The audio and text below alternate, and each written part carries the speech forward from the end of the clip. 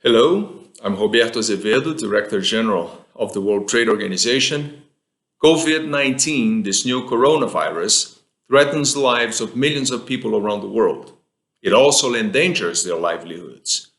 We're of course facing above all a health crisis. This pandemic will inevitably have an enormous impact on the economy, on trade, and consequently on jobs and people's well-being.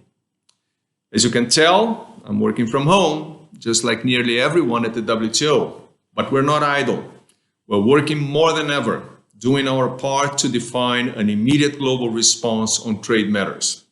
A task force under our economist, Bob Koopman, has been formed to coordinate these efforts and to work collaboratively with other international organizations and WTO members.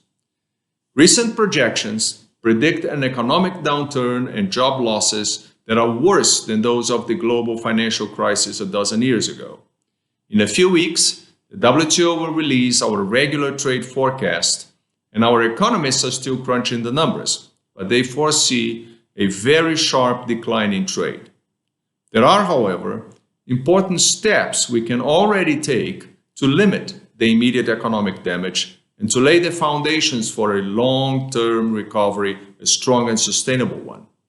Governments are introducing fiscal and monetary stimulus, and this is positive. Coordinating efforts would increase our collective recession-fighting power.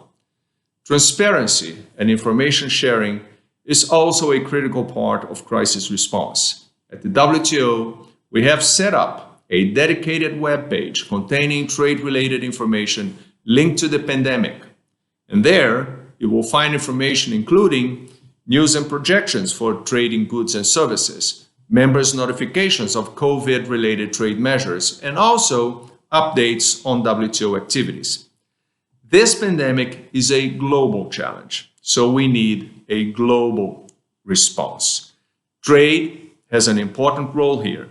So there is this last message that I want to leave with you. No country is self-sufficient, no matter how powerful or advanced it may be. Trade is what allows for the efficient production and supply of basic goods and services, medical supplies and equipment, food and energy that we all need. Keeping trade open and investments flowing will be critical to keep shelves plentiful and prices affordable. And once the medical crisis begins to recede, trade will allow countries to help each other, bringing faster and stronger economic recovery for us all. Of course, we must care for those that are close to us, for our communities, but human solidarity and international cooperation must never be an afterthought.